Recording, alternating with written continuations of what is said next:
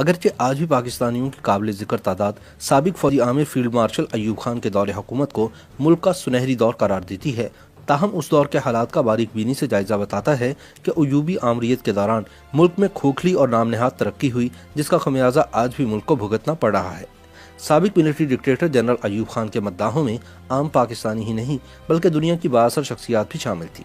France کے صدر ڈگال سے لے کر امریکی صدر جانسن تک مغربی لیڈران پاکستان میں اقتصادی ترقی کے گن گا رہے تھے۔ حتیٰ کہ اس دور کے عالمی بینک کے صدر رابرٹ مکنامارا نے بھی ایوب خان کے زیر اہتمام پاکستان کو دنیا میں ترقی کے حصول کی ایک سب سے بڑی کامیابی قرار دیا تھا۔ تاہم ماہرین نے جلد ہی اس نقطے کو ظاہر کیا کہ ڈگال، جانسن، مکنامارا اور دیگر نے صرف اقتصادی ترقی پر غور کیا اور دولت کی تقسیم کو نظر انداز کر دیا تھا، جس کے نتیجے میں بے چینی، اشتعال انگیزی پیدا ہوئی جو بالآخر مشرقی پاکستان کی علیحدگی کی وجہ بنی۔ یہ ہمارا معاشرتی المیہ ہے کہ سول اور فوجی ڈکٹیٹرز، فاشسٹ، نفرت پھیلانے والی مذہبی شخصیات اور قانون ہاتھ میں لینے والوں کے بھی لوگ عقیدت مند بن جاتے ہیں۔ فوجی ڈکٹیٹرز اس معاملے میں زیادہ خوش قسمت ہیں۔ وردی یا عام کپڑوں میں ملبوس جنرل ایوب خان کے حمایتیوں کی ایک بڑی فوج آج بھی اس سنہری دور کے گن گاتی ہے جب جنرل ایوب صاحب اقتدار تھے۔ وہ اس نام نہاد درخشاں دور کو یاد کرتے ہیں جب دودھ اور شہد کی نہریں بہتی تھیں اور جب اقتصادی ترقی جنوبی کوریا یا کسی اور ایشین ٹائیگر یا کیٹ کے برابر تھی۔ آج سے کچھ 6 عشرے قبل بطور طاقت پاکستان کے اقتدار پر قبضہ کرنے والے جنرل ایوب خان کے دور کے بارے میں عام سننے کو ملتا ہے کہ ان کے دور میں اقتصادی ترقی اور خوشحالی پیدا ہوئی اور دنیا میں پاکستان کی ساکھ میں اضافہ ہوا، مگر اس دور کے اقتصادی حقائق اتنے بہتر نہیں جتنا لوگ سمجھتے ہیں۔ جنرل ایوب خان کی پالیسیوں اور اقدامات کا جائزہ لیا جائے تو پتہ چلتا ہے کہ ان کا بنیادی مقصد اپنی حکومت کو بحال رکھنا اور طول دینا تھا۔ یہ ان کی حکومت نے ہی بنگلہ دیش کی علیحدگی کا بیج بویا اور اس پودے کو بے تحاشا پانی فراہم کیا گیا۔ پھر اگلے چند برسوں میں سقوط ڈھاکہ کا واقعہ پیش آ گیا۔ ایوب خان نے محترمہ فاطمہ جناح کے خلاف حمایت حاصل کرنے کے لیے مذہبی بنیاد پرستوں کو مضبوط کیا۔ کئی لوگ اقتصادی ترقی کو ان کی غیر معمولی کامیابی گردانتے ہیں، مگر اس دوران آمدنی میں عدم مساوات کو فروغ ملنے سے ملک میں صرف 20 گھرانوں کو عروج نصیب ہوا جنہوں نے قومی وسائل پر اپنا اختیار جما لیا اور اپنے پاس کالا دھن جمع کیا۔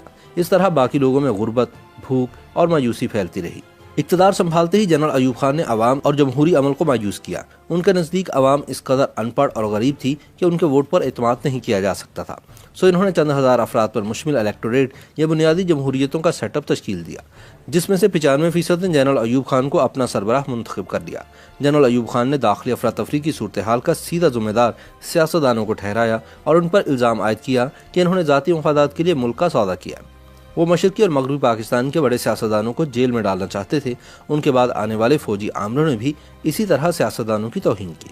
ایوب خان کے دور اقتدار میں نام نہاد معاشی ترقی کی جڑیں غیر مساوی آمدنی میں پیوست تھیں، جو کہ کلیاتی معاشیات اور علاقوں اور لوگوں کے درمیان وقت کے ساتھ بدتر ہوتی گئی۔ اس کا نتیجہ یہ نکلا کہ نصف صنعتی دولت پنجاب میں چنیوٹیوں اور ہجرت کر کے آنے والے میمنوں، بوہریوں اور کھوجوں کے حصے میں آ گئی تھی۔ اسی اسنا میں جنرل ایوب خان نے بیرونی ماہرین کے لیے دروازے کھول دیے جو پاکستان کی معیشت سے لا علم تھے۔ وہ لوگ جو ایوب خان کی حکومت کا دفاع کرتے ہیں وہ اس دور میں امن اور ہم آہنگی کی گمراہ کن یادیں وابستہ کیے ہوئے ہیں۔ سوال پیدا ہوتا ہے کہ اگر 60 کی دہائی میں اتنا ہی امن اور سکون تھا تو سن 1968 اور 69 میں پیدا ہونے والی بے چینی شدید اشتعال انگیزی میں کیسے تبدیل ہوئی؟ دراصل وہ حقیقی اقتصادی ترقی نہیں تھی بلکہ چند افراد کے ہاتھوں میں بڑھتی ہوئی دولت اور طاقت کی بہتات تھی، جس نے محرومیوں کو جنم دیا اور یوں اشتعال انگیزی کو فروغ ملا۔ جنرل ایوب خان کی جانب سے برسوں تک مغربی پاکستان پر ترجیحی بنیادوں پر کام کرنے کا ہی صلہ تھا، جس وجہ سے مشرقی پاکستان والوں میں غم و غصہ پیدا ہوا۔ ایوب خان نے 3 بڑے منصوبوں جن میں نئے دارالحکومت کی تعمیر اور 2 بڑے آبی منصوبے یعنی منگلا اور تربیلا ڈیم کی تعمیر صرف مغربی پاکستان تک ہی محدود رکھی۔ علاوہ ازیں جنرل ایوب خان نے کبھی بھی مشرقی پاکستان سے ایک بھی بھروسہ مند ساتھی نہیں رکھا، بلکہ ان کے تمام خاص آدمیوں کا تعلق مغربی پاکستان سے تھا۔ منصوبہ بندی کمیشن کے سابق ڈپٹی چیئرمین ڈاکٹر محبوب الحق کی ایک تنقیدی رپورٹ میں یہ انکشاف کیا گیا تھا کہ ایوب دور میں صرف 20 گھرانے ملک کی 2/3 صنعت اور 3/4 بینکاری پر قابض تھے۔ جنرل ایوب لینڈ ریفارمز اور زمینداروں کے سیاسی اثر کو بھی محدود رکھنے میں کامیاب نہیں ہو سکے۔ معروف انقلابی شاعر حبیب جالب اس ناانصافی کو نظر انداز نہ کر سکے۔ سیاسی اجتماعات میں جب وہ ان 20 نودولتیوں پر ملامت کرتے ہوئے اپنی شاعری سناتے جو کروڑوں کو غربت میں چھوڑتے ہوئے خود اور بھی امیر بن گئے تھے تو سننے والوں پر سختہ طاری ہو جاتا تھا۔ حبیب جالب نے لکھا تھا، 20 گھرانے ہیں آباد اور کروڑوں ہیں ناچاد، صدر ایوب زندہ باد۔ معاشرے کو جدید بنانے پر یقین رکھنے والے ایوب خان جلد ہی مذہبی قدامت پسندی کی لپیٹ میں آ گئے، کیونکہ پالیسی میں آنے والے اکثر موڑ نے اقتدار پر ان کے اختیار کو طول دیا۔ چونکہ جنرل ایوب نے سن 1963 کی قرارداد مقاصد کے اہم نکات جنہیں پہلے آئین سے خارج کر دیا گیا تھا ان کو بحال کیا، اس لیے سرفراز حسین انصاری نے پالیسی کو دوبارہ دستاویزی صورت دی۔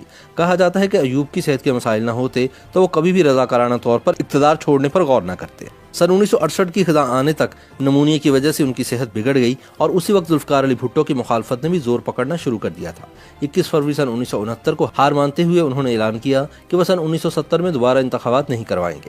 مارچ کے آنے تک یحییٰ خان بطور چیف مارشل ایڈمنسٹریٹر اقتدار پر قابض ہو گئے اور یوں جنرل ایوب خان کے اقتدار کا سورج غروب ہو گیا۔